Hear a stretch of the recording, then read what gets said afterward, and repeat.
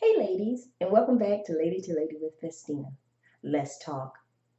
Preparation, I believe, is one of the critical tools to help you tackle the storms of life.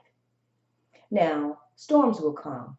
I've heard someone say many a times um, there are three stages in life. Either you're getting ready to go into a storm, you're in a storm, or you've just come out of a storm.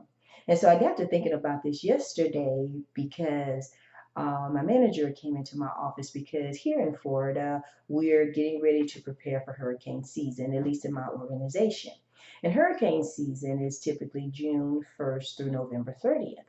So right now, our organization is getting prepared. And the way that we get prepared is obviously is making sure our staff, our resources know what they need to do when that time comes. And we have to respond to um, an emergency. And so in that, we have different phases that we were called into. And we have phase one. Phase one is those folks who actually um, they are working during the storm. And then phase two are those folks that actually relieve phase one. And then phase three, and this is why he came into my office. My manager came into my office yesterday to explain to me, or further explain, because they had mentioned it in an all staff meeting, that they've changed the way they did the intent of the phase three. And so in our department, you have phase one, phase two, and phase three. And he said, well, phase three of those folks is like a pool of resources that doesn't matter anytime, any day, depending on what the need is, you can be called up. And so that in and of itself caused me pause because I was like, I like to prepare, especially in an emergency situation. Now, granted, you do have an opportunity to be prepared, but this is while a storm is going on, an event is happening, that these phase three folks can be called in at any time, during the storm. Um, and so because I'm slightly bit of a control freak, we were kind of going back and forth on what that actually looks like. And one of the things he said is that, there may be an opportunity for you to, I guess, volunteer to be a phase one employee, depending on, there are different roles that you would play. And here's the thing. During an emergency situation, sometimes you're going to be put in, depending on what your skill set is, and you do have an opportunity to lay out what your skill set is. And so you could be called upon to do any of those that may be totally, completely different from your day-to-day role in the organization. And so I was thinking, okay, what does that look like? Because I like to know, I'm the type of person is that, I like to know when I need to be there, when I need to leave, and all of that. And then I can plan things around that.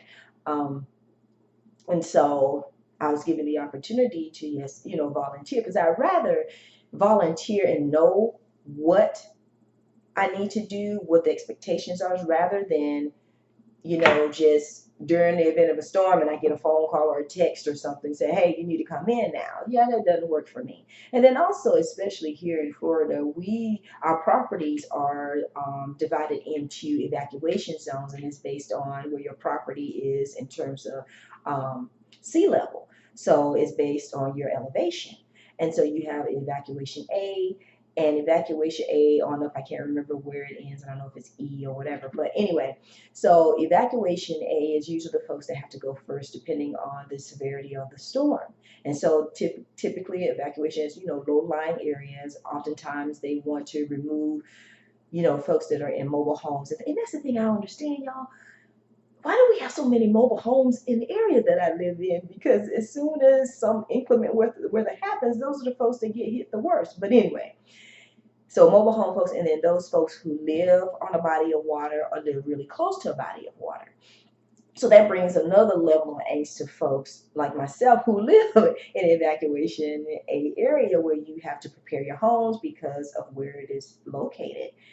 And so with all of that in mind, I was thinking, okay, well, I'd just rather volunteer, because also in evacuation A, you have to let them know what your evacuation plan is. And because of the organization I work with and the department I work in, you pretty much need to be here because you've got to serve. Okay. So course, my evacuation plan A is to hightail it out of here and go to Alabama to safe ground. So anyway, and then depending on the level of, because I'm in an evacuation A, then if I'm called to evacuate, then I need to find another place closer inland, as a safe place to be.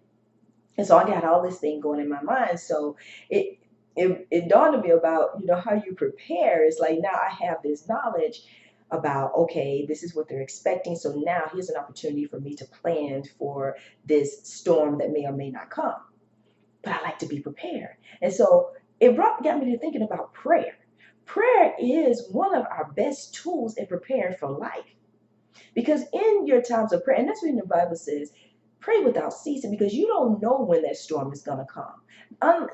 Much like, a hurricane, they have all this science and research about telling us, preparing us, hey, it's coming. Well, we know in real life, storms will come. It's not if, it's when they come. So my thing is, what I have grown in wisdom, learning that prayer helps you prepare, even if you don't know what it looks like, but you know at some point it is coming. And so when you have a good relationship with Christ, and I encourage everyone to get a relationship with Christ, not necessarily a religion, but get a relationship with Christ where you communicate to him through prayer, and then what he does, he gives you wisdom, he gives you knowledge, he brings things across your path to help you prepare for something that's ahead. You may not know what time is going to come in, but if you are in tune to him through your prayer life, you can prepare. And so that's my thought for today. And also, when you have a great prayer life, once again, it helps you prepare for those storms that are inevitable. And it also gives you a level of confidence that no matter what, because y'all know Romans 8:28 says all things work together for the good. It gives you confidence that, okay, I've done all I can in my physical. God gonna take care of the rest. He's gonna do it. All things work together for his good. He is in control. So it brings me to my inspirational thought for today. It says, confidence is simply being prepared to take action. It's not fearing something, but instead tackling it head on. And truly, in this life, you can tackle things head on, even if you don't know what it is, but you guys know.